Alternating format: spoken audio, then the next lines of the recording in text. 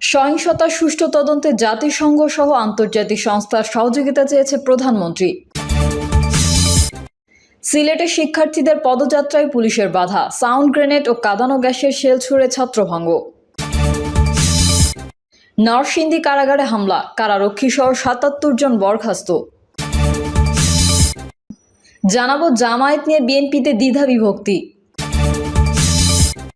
এবং সর্বশেষ জানাবো খুলনায় দফায় দফায় সংঘর্ষ, ৩৫ শিক্ষার্থীকে আটকের অভিযোগ।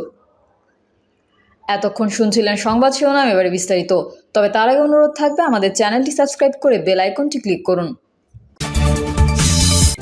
সহিংসতার সুষ্ঠু তদন্তে জাতিসংঘ সহ আন্তর্জাতিক সংস্থার সহযোগিতা চেয়েছেন প্রধানমন্ত্রী।